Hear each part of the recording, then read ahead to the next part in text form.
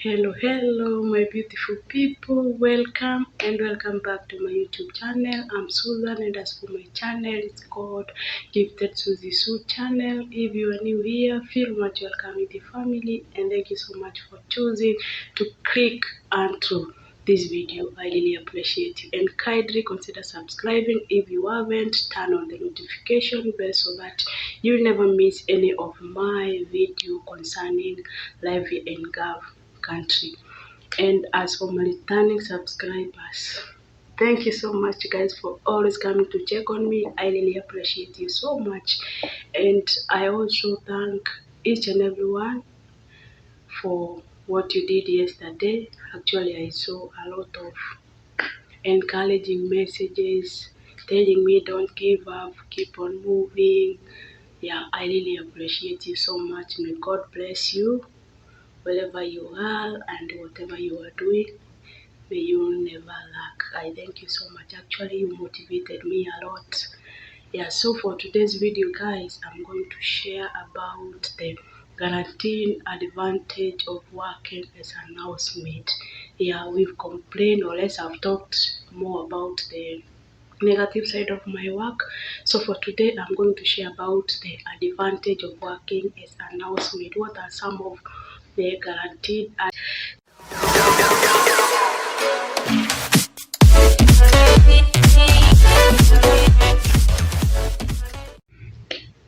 Thank you so much for staying tuned. I really appreciate so much. So one of the advantages is that this job encourage a lot of saving. Yes, it encourage a lot of saving. Reason being, most of basic needs we are being provided of. We are not paying anything. Food, we are not paying anything. Accommodation, we are not paying anything, and clothes, we are not paying anything, and other essentials, even for the Wi-Fi, we are not paying anything. So you find out that at the end of the month, almost, if not 100%, maybe like 80%, or even the bigger percentage, it's the one that you've saved. Not like maybe if you can back in the country, whereby, like for me, my case, when I was back in my country, when I was working, and at the end of every month, there are certain bills that I'm supposed to pay, like buy food, pay the water bill, the electricity bill. So you find out that at the end of the month, what goes to saving, it's a very little amount of money. Like for here, it's almost 100% of your salary goes to saving if you don't misuse your money. And what are some of the ways that you can misuse your money while you are here, despite of the fact that your basic needs are being provided of? One way, it's by comparing yourself, maybe like with your madam or even the daughters of the house. Maybe like when you see them with something good, you intend to spend your money to buy it. What I tend to tell house helps, I being one of them, please save your money. Don't buy anything here. Don't compare yourself with anyone. Things here are very expensive. And the main reason as why you came here, I'm very sure you did not come here to buy expensive things. You came here to just search for the money and have enough money to go back in your country and build up yourself. I'm very sure that's the main reason, as almost everyone who goes to a certain country to work, his main aim is to earn the money, go back in his or her country and build up him or herself. So please don't compare yourself with anybody. Just to do as you let almost, or let like maybe, let's say 80% of your salary, let it go to saving. And once you are done with your contract and then you go back in the country, anything that you had admired of, you will buy it at a very cheaper point. But when you decide to buy things here, you may end up having nothing in your saving. Yeah. And another advantage is that we we are in a different continent, which is Asian continent. Saudi Arabia, it's in Asian continent, and it being in Asian continent, some of their culture and how they carry out their things. It's totally different with how we do carry our things back in our country. So what I can like to tell you is that don't ignore anything. For here in Saudi Arabia, actually they are very talented when it comes to baking. I know most of houses, almost all the houses, they do baking so much. Some do make cake which are very beautiful.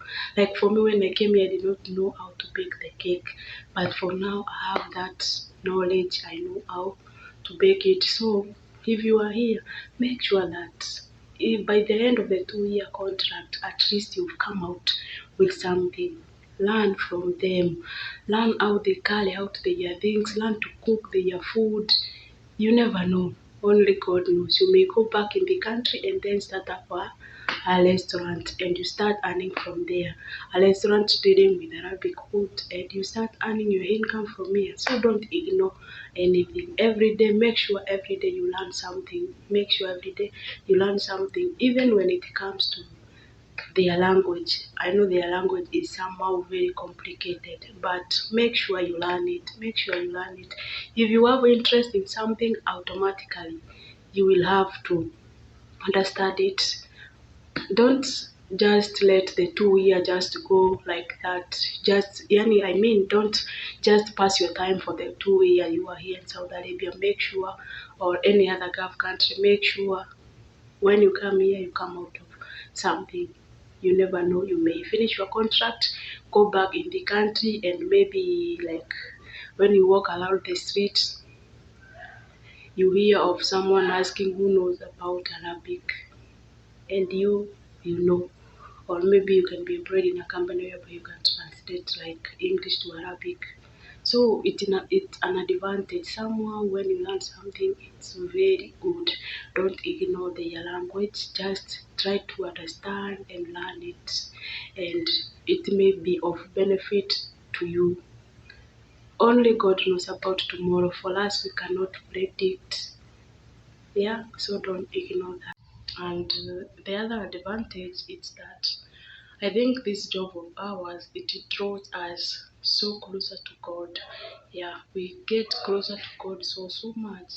Reason being, this job of ours, we are very far from our family, from our loved ones, from our loved ones, and in most cases, you find out that we are in lonely. We are working lonely. We don't have anyone to talk to. We don't have anyone to talk or communicate to. Most of the time you find out that the only person whom you can talk to and the only person who is always there for you and to listen to you is just God. I don't know whether that is your case out there. For me, it's actually it's true, cause sometimes you may call like your friends, they are not there to answer your call. So you find out that at the end of the day, or even maybe within an hour, every now and then, the only person who is closer to you and whom you talk to frequently is just God. Like for me, most cases, I only just communicate to my God. Like for now, I've almost 2 months I don't get in contact with neither of my family. I don't have. Yes, I contact them, but they're nowhere to be found. So you find out that the only person whom I can talk to and tell him or her, tell him sorry, it's just God. Tell her just protect my family. I may not know what they are going through because no one is talking to me. So I'm in a mood whereby I just live by praying and telling God everything because He's the only one who is always available for me. If it's true, kindly comment down below. Let me know, is it true or is not true about this job of ours drawing us closer to God. The end of my today's video. I know I may have not said all the advantages. Still, I will come back again with another advantage. So consider subscribing, smash that red button which is written subscribe, turn on the notification bell so that anytime when I do upload a new video you won't miss. And until we meet next time guys, I really love you so much. Thank you so much for always being there for me. I really appreciate you so much. Guys, thank you so much for taking me to 300 subscribers. I'm very much humbled for that.